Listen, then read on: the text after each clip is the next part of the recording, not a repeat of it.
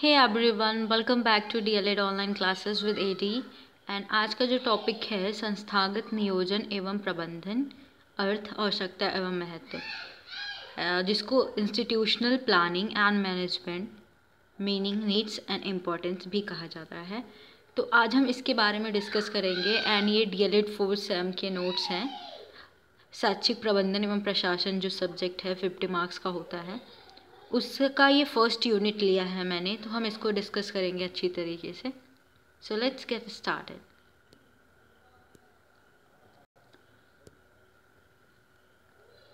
First आपको क्या जानने की ज़रूरत है कि संस्थागत नियोजन एवं प्रबंधन का अर्थ क्या होता है, इसका मीनिंग जानने की ज़रूरत है।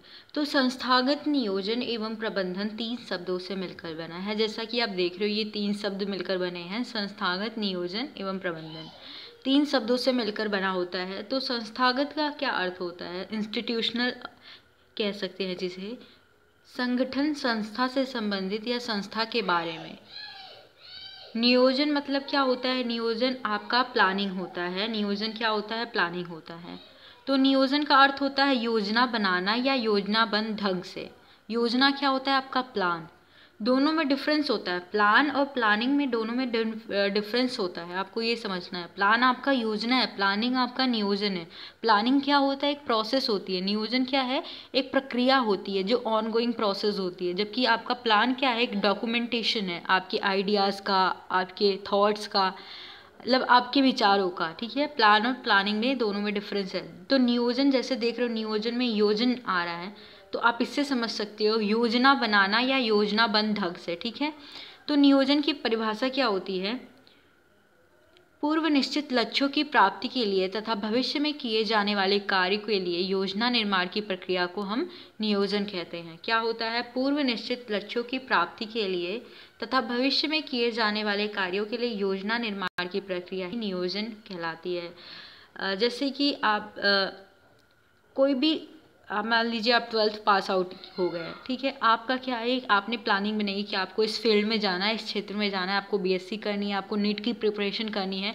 तो इसका यही मतलब है कि पूर्व निश्चित लक्ष्यों की प्राप्ति के लिए तथा भविष्य में किए जाने वाले कार्यों के लिए योजना बनाना या प्लान बनाना जो प्रक्रिया होती है। जैसे मैंने बताया, प्लानिंग क्या होती है? एक प्रक्रिया होती है। तो प्रक्रिया को ही हम नियोजन कहते हैं। तो आप सीधे सीधे कह सकते हो योजना बनाने की प्रक्रिया को हम नियोजन कहते हैं। ठीक है, उसके बाद आता है प्रबंधन। प्रबंधन को मैनेजमेंट भी कहा जाता है।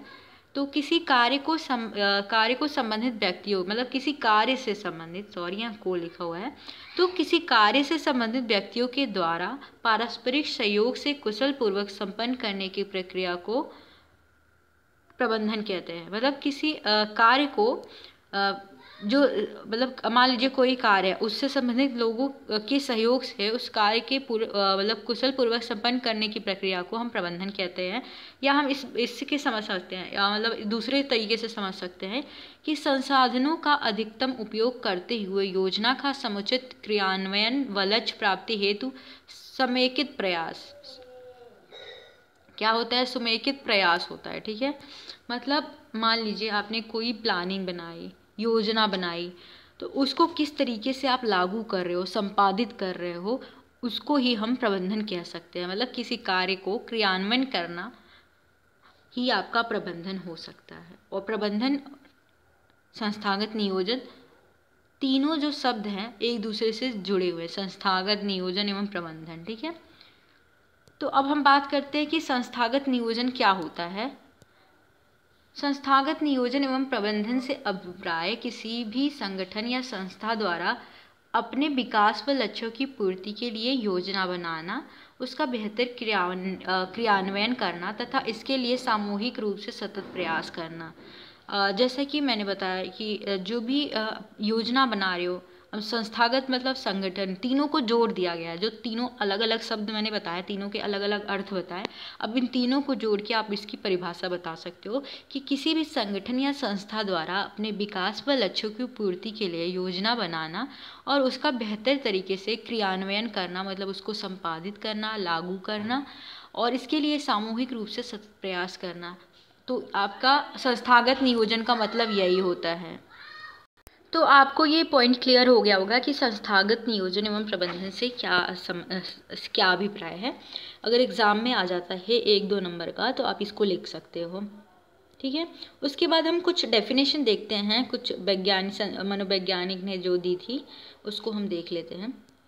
फर्स्ट जो हम डेफिनेशन देखने वाले हैं ये है डॉक्टर बुच ने कहा था कि एक शैक्षिक संस्था द्वारा अपनी आवश्यकताओं की पूर्ति के लिए भविष्य में प्राप्त होने वाले संसाधनों के आधार पर सुधार एवं विकास के दृष्टिकोण से बनाई गई योजना उस संस्था की संस्थागत योजना है। मतलब आवश्यकताओं की पूर्ति के लिए जहाँ भी आएगा किसी संस्था द्वारा बनाई गई योजना, आपका क्या हो जाता है, संस्थागत नियोजन, ऐसा डॉक्टर बुच ने कहा था। और ये एग्जाम में पूछ सकता है कि ये स्टेटमेंट किसका है, यह कथन किसका है, ठीक है। तो आपका 1 नंबर का क्वेश्चन ये बन जाता है।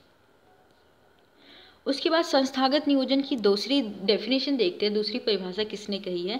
तो संस्थागत योजना निर्माण राष्ट्र विकास में मील का पत्थर है तथा राष्ट्र की प्रगति का भविष्य योजना है। ये भी बहुत बार पूछा जा सकता है, बहुत बार पूछा भी गया है।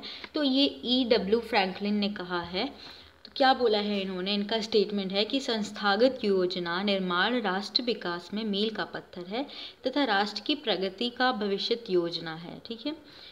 स्टेटमेंट आपको एज इट इज़ लिखना होता है, इसमें आप कोई चेंज नहीं कर सकते। एक स्टेटमेंट और दिया है जेम्स लुंडे ने, ये भी पूछा जा सकता है, जेम्स लुंडे का स्टेटमेंट है, प्रबंधन मुख्य रूप से किन्हीं विशिष्ट उद्देश्यों के लिए प्रयासों को नियोजित, संगठित, समन्वित, अभिप्रेरित एवं नियंत्रित करने की कला है। क्या इन्होंने बोला है कि इन्होंने प्रबंधन को डिफाइन किया है। प्रबंधन की ये पूछ सकता है कि मैनेजमेंट का ये स्टेटमेंट किसने दिया, प्रबंधन का स्टेटमेंट ये पूछ सकता है, ठीक है।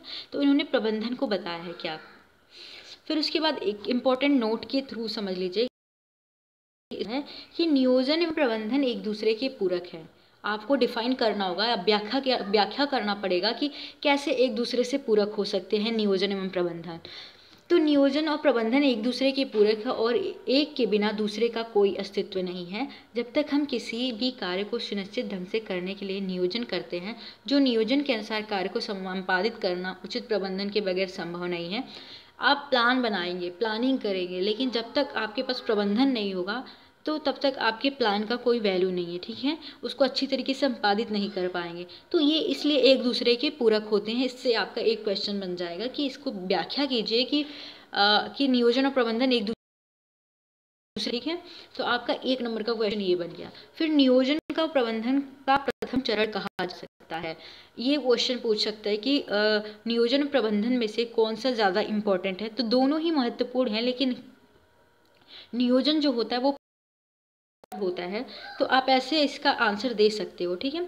उसके बाद दूसरा क्वेश्चन है योजना, क्वेश्चन नहीं है, इसमें लिखा हुआ है योजना अल्प अवधि की भी हो सकती है और दीर्घकालीन भी होती है। जो आप विद्यालय में योजनाएं बनाते हैं, योजना मतलब प्लान करते हैं, वो अल्प अवधि मतलब कम समय की भी हो सकती है, दीर्घकाल की भी हो सकती है। तो ये आपका एक और क्वेश्चन बन सकता है कि प्लान मतलब विद्यालय में प्लान आपकी कितने टाइप की हो सकती है, ठीक है। फिर वैसी योजना के कितने प्रकार होते हैं, योजना के वैसे, वो तो विद्यालय के आधार पे था। अब ये देख सकते हैं योजना के कितने प्रकार होते हैं। योजना के 2 प्रकार होते हैं, मतलब टाइप्स ऑफ प्लान। ये इतना इम्पोर्टेंट नहीं है, लेकिन आपको बस समझने की ज़रूरत है। दूसरा है संस्थागत योजना, पहला था आपका केंद्रीकृत योजना। केंद्रीय से समझ आ रहा है सेंट्रल। केंद्रीकृत योजना के अंतर्गत समस्त संस्थाओं के लिए एक योजना केंद्रीय स्तर पर बना ली जाती है। केंद्रीय स्तर का मतलब है सेंट्रल लेवल पे, जो जैसे NCERT है, मान लीजिए शिक्षा के क्षेत्र में हम एजुकेशन की बात कर रहे हैं, तो जो बुक्स होते हैं, सिलेबस होते हैं, पाठ्यक्रम होता है NCERT का, वो सेंट्रल लेवल पे डिसाइड होता है। उसके बाद अलग अलग इंस्टीट्यूट में, अलग अलग स्कूल्स में वो प्रोवाइड की जाती है, ठीक है। उसके तो ठीक है, ये आपका सेंट्रल लेवल पे होता है, केंद्रीय स्तर पे होता है। मान लीजिए जैसे एग्जाम्पल के थ्रू मैंने बताया NCERT का होता है। तो जो बुक्स होती हैं NCERT बनाती है, उसके बाद अलग अलग इंस्टीट्यूट, अलग अलग स्कूल्स में उसको प्रोवाइड की जाती है, ठीक है। संस्थागत से आपका समझ आ रहा है, इंस्टीट्यूट से लेना है इसका। इंस्टीट्यूट में जो संस्था या विद्यालय स्तर पर होता है, जो प्लानिंग विद्यालय स्तर पर होती है, इसमें विद्यालय की आवश्यकताओं को ध्यान में रखकर योजना बनाई जाती है, ठीक है। आई होप आपको ये क्लियर हो गया होगा। उसके बाद जो आपका मेन पॉइंट है, जो मेन पॉइंट है आपको पढ़ना है कि संस्थागत नियोजन में प्रबंधन की आवश्यकता एवं महत्व, तो ये पूछा जा सकता है। तो नियोजन व प्रबंधन की आवश्यकता महत्व इसलिए है क्योंकि यह इस बात को स्पष्टीकरण करता है क्या किया जाना है, मतलब किस तरीके से किसी कार्य को किया जाए, ये प्रबंधन और संस्थागत नियोजन ही डिसाइड करता है। इससे समय, श्रम, धन की बचत होती है तथा कुशलता, गुणवत्ता एवं प्रभावशीलता में वृद्धि होती है। ठीक है, तो हम कुछ पॉइंट्स से समझते हैं कि इसके महत्व और आवश्यकता क्यों है। फर्स्ट वी संस्था के लक्ष्यों के निर्धारण में सहायता मिलती है। जो भी लक्ष्य होता है, जैसे मैंने आपको बताया कि आपको 12th के बाद क्या करना है, तो आपके लक्ष्य को निर्धारण में सहायता करती है। वो संस्था की बात कर रहे हैं तो अभी संस्था की हम तो संस्था के लक्ष्य के निर्धारण में सहायता मिलती है। निर्धारित लक्ष्यों की समय सीमा के अंदर पूर्ति भी संभव होती है। संस्था की आवश्यकता की पहचान व उनकी पूर्ति करना संभव होता है। समस्याओं व कठिनाइयों की पहचान होती है, उन्हें दूर करने में मदद मिलती है। ठीक है, उसके बाद उपलब्ध संसाधनों का बेहतर उपयोग किया जा सकता है। संस्था के सभी सदस्यों में बेहतर सामंजस्य स्थापित करने में सहायता मिलती है। ये पॉइंट आपको क्लियर हो जाना चाहिए क्योंकि सभी की सहभागिता होती है तो उनमें एक सामंजस्य स्थापित होता आता है। समय व धन की, श्रम की बचत होती है। ठीक है, जब आपके पास प्री प्लानिंग होगी, आप पूर्व निर्धारित लक्ष्य होगा तो आपका समय और श्रम सब बचेगा। उसके बाद संस्था के कार्यों में सुधार होता है, गुणवत्ता में वृद्धि होती है। ठीक है, आप कुछ भी कोई भी कार्य करते हो तो आपको प्लानिंग की ज़रूरत होती है। उसके बाद शैक्षिक लक्ष्यों की प्राप्ति होती है। शैक्षिक लक्ष्य जो आपके शैक्षिक उद्देश्य हैं उनकी प्राप्ति होती है। तो इस प्रकार हम कह सकते हैं कि नियोजन व प्रबंधन एक ऐसी कला है जिसके बेहतर व संतुलित उपयोग द्वारा प्रत्येक क्षेत्र में निर्धारित लक्ष्यों की प्राप्ति संभव होती है। इसलिए आज जीवन में सभी क्षेत्र में दिन प्रतिदिन नियोजन और प्रबंधन का महत्व बढ़ता जा रहा है। चाहे वो कोई भी क्षेत्र हो, नियोजन और प्रबंधन की ज़रूरत पड़ रही है। चाहे आप कोई भी चीज़ें करते हो, चाहे आप किसी भी फील्ड में जाते हो, आपको प्लानिंग करनी पड़ती है, मैनेजमेंट देखना पड़ता है। जैसे आपके घर में शादी, मान लीजिए वेडिंग सीजन चल रहा है, तो आपको वेडिंग के लिए पहले से प्लानिंग की जाती है। आपको ये अरेंज करनी पड़ेगी, ये अरेंज करनी पड़ेगी। डेकोरेशन के लिए, डेकोर के लिए अलग अलग प्लानिंग होती है, ऐसा होना चाहिए। तो इस तरीके से आप अलग अलग प्लानिंग करके उसको मैनेज करते हो। उसके बाद मैनेजमेंट मतलब यही कि आप संपादित करते हो, उस प्लान को एग्जीक्यूट करते हो। तो आप इससे समझ सकते हो। आपका ये बहुत ही इजी टॉपिक है, इसमें कुछ नहीं है, आपको रटने की ज़रूरत नहीं है। बस आप स्टेटमेंट याद रखिए कि स्टेटमेंट में क्या बोला गया है। जैसे डॉक्टर बुच ने क्या बोला है, IW का क्या है, और फिर अलग अलग जो भी लुंडे ने क्या कहा है। तो यहाँ पे स्टेटमेंट याद कर लीजिए। फिर महत्वपूर्ण प्रश्न आप देख लीजिए कि इससे कुछ महत्वपूर्ण प्रश्न जो इम्पोर्टेंट क्वेश्चन है मैंने उठाया है, यहाँ पे लिया हुआ है। सबसे पहले संस्थागत नियोजन की सिफारिश किस आयोग ने की थी, ये बहुत ही इंपॉर्टेंट क्वेश्चन है। ये यूपी टेट, सीटेट में भी पूछा जा सकता है। तो नियोजन से और इस तरीके से भी पूछा जा सकता है कि संस्थागत नियोजन में कौन सा आयोग द्वारा लागू किया गया। जो आपका संस्थागत नियोजन है, इंस्टीट्यूशनल प्लानिंग, किस आयोग द्वारा मतलब लागू किया गया था, तो ये मुदालियर शिक्षा आयोग द्वारा लागू किया गया है। ये बहुत इंपॉर्टेंट है, ये पूछा जा सकता है। ठीक है, उसके बाद विद्यालय योजना कितने खंडों में विभक्त है, मैंने जैसा कि आपको बताया था, कालीन, अल्पकालीन, तो ये 2 खंडों में विभक्त है। उसके बाद अगला क्वेश्चन है विद्यालय नियोजन के कितने क्षेत्र हैं। ये आपके सिलेबस में नहीं है, इतना पूछा नहीं जाएगा, लेकिन इनकेस आप यूपी टेट, सीटेट में ये पूछा जाता है। तो 4 पक्ष होते हैं। कितने पक्ष होते हैं? 4 क्षेत्र होते हैं विद्यालय नियोजन के।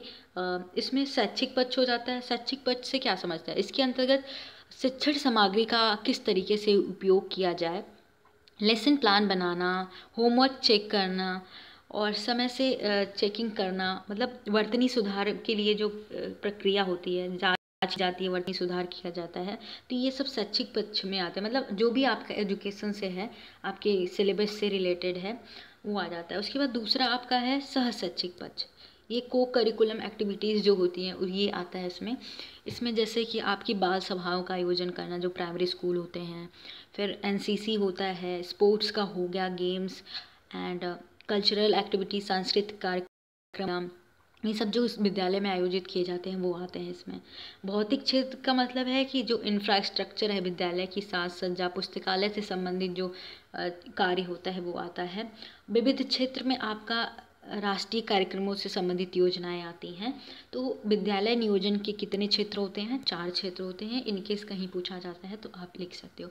और आई होप आपको सारे पॉइंट्स क्लियर हो गए होंगे। एंड ये फर्स्ट यूनिट था जो अभी कंप्लीट हो गया है। And thank you.